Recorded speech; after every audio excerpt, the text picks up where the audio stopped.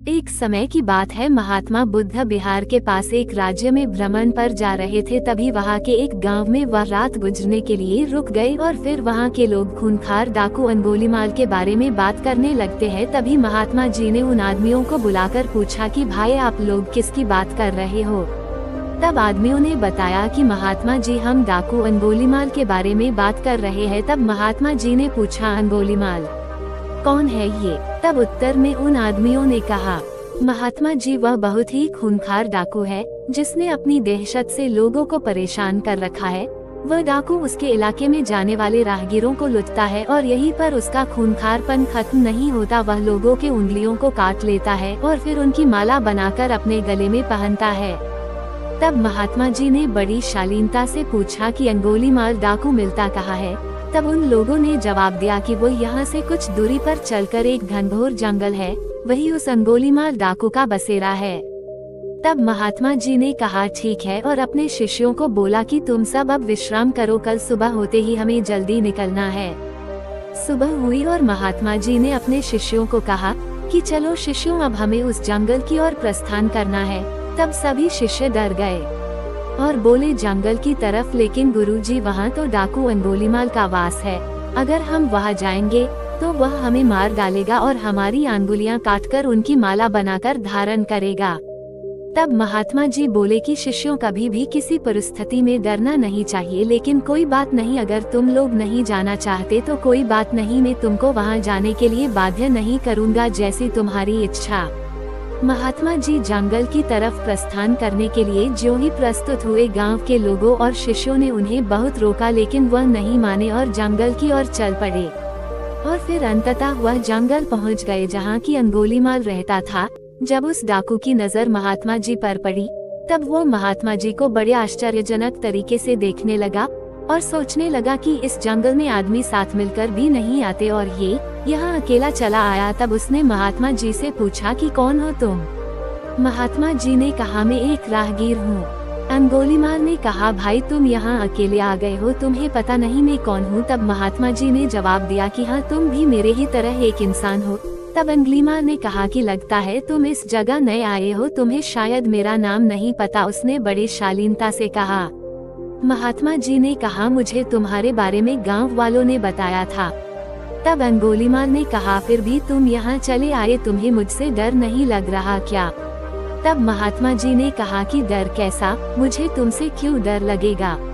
तब वो डाकू गुस्से से लाल पीला होकर महात्मा जी को घूरने लगा और कहने लगा कि तुम्हें नहीं पता कि मैं कितना ताकतवर हूँ। मेरे डर के कारण यहाँ अच्छे से अच्छे दिग्गज आने की हिम्मत नहीं करते और तुम यहाँ मरने चले आए हो। तब महात्मा जी ने कहा ताकतवर में तो तुम्हें ताकतवर नहीं मानता। तब तो गुस्से से लाल आंखें करके वह डाकू महात्मा जी को देखने लगा। तब अंगुलीमाल ने कहा कि तुम्हें नहीं पता कि मैं कितने आदमियों को मार चुका हूँ। मेरे गले में यह माला देख रहे हो, मैंने उन आदमियों को सिर्फ लूटता नहीं हूँ बल्कि उनके हाथ की उंगलियां को काटकर अपनी माला में पिरो लेता हूँ। ये कहते हुए अंगुलीमाल जोर जोर से हंसने लगा। महात्मा जी मंद मुस्कान के साथ हंसने लगे। तब वो डाकू आश्चर्य से महात्मा जी को देखने लगा और सोचने लगा कि अरे ये कैसा इंसान है, मुझसे डरने की बजाय ये हंस रहा है। तब अंगुलीमाल ने कहा कि लगता है तुम्हारा मानसिक संतुलन ठीक नहीं है, ये सुनकर तुम्हें सदमा लग गया है। महात्मा जी ने कहा मुझे कोई भी सदमा नहीं लगा और न मेरा मानसिक संतुलन खराब है। अंगुलीमाल ने कहा तुम्हें मुझ जैसे ताकतवर डाकू से डर नहीं लग रहा और यह सब सुनकर भी तुम मेरे सामने खड़े हो, ये उससे भी ज्यादा आश्चर्य की बात है। तब महात्मा जी ने कहा कौन ताकतवर, तुम तो मुझे सबसे ज्यादा डरपोक लगते हो। इतना सुनते ही अंगुलीमाल क्रोध से तिलमिला गया और उसने अपनी तलवार निकाल ली और महात्मा जी के गले पर लगा दी। तब महात्मा जी ने कहा मेरी बात तो सुनो भाई। उसने बोला जल्दी बोल, अब मैं तेरे मुख से और कुछ नहीं सुनना चाहता। अरे भाई अगर तुम सच में ताकतवर हो तो तुम सिद्ध करो, तब मैं मानूंगा। अंगुलीमाल ने कहा अच्छा बता मुझे क्या करना होगा अपने ताकतवर सिद्ध होने के लिए। तब महात्मा जी ने कहा कि तुम्हें वो पेड़ दिख रहा है। अंगुलीमाल ने कहा हाँ दिख रहा है, तो क्या करना है, उस पेड़ को गिराना है। महात्मा जी ने कहा नहीं, तुम्हें सिर्फ उस पेड़ से 10 पत्ते तोड़कर लाने हैं। इतना सुनकर अंगुलीमाल जोर जोर से हंसने लगा। और हंसते हंसते पेड़ से पत्ते तोड़ लाया और महात्मा जी को देने लगा। महात्मा जी ने कहा, जाओ अब ये पत्ते उस पेड़ पर वापस जोड़ कर आओ। तब अंगुलीमाल हैरानी से महात्मा जी को देखने लगा। तब महात्मा जी ने कहा, क्यों, क्या हुआ? जाओ जोड़ कर आओ इन पत्तों को। तब अंगुलीमाल बोला कि यह कैसे हो सकता है कि एक बार कोई चीज टूट जाए वह वापस कैसे जुड़ सकती है? तब महात्मा जी बोले, क्यों, तुम तो बहुत ताकतवर हो न, फिर इन पत्तों को तुम क्यों नहीं जोड़ सकते? मैं तो तुम्हें जब ही ताकतवर मानूंगा जब कि तुम ये पत्ते वापस पेड़ से जोड़ दोगे, नहीं तो तुम डरपोक हो मेरी नजर में। असली ताकतवर तो वह होता है जो कि टूटी हुई चीजें जोड़ दे, जो चीजें तोड़े वो कैसा ताकतवर। ये सुनकर अंगुलीमाल महात्मा जी के चरणों में गिर गया और उनसे कहने लगा कि महाराज जी मुझे क्षमा करे, सचमुच मुझे आज एहसास हुआ कि मैं कितना बड़ा पापी हूँ।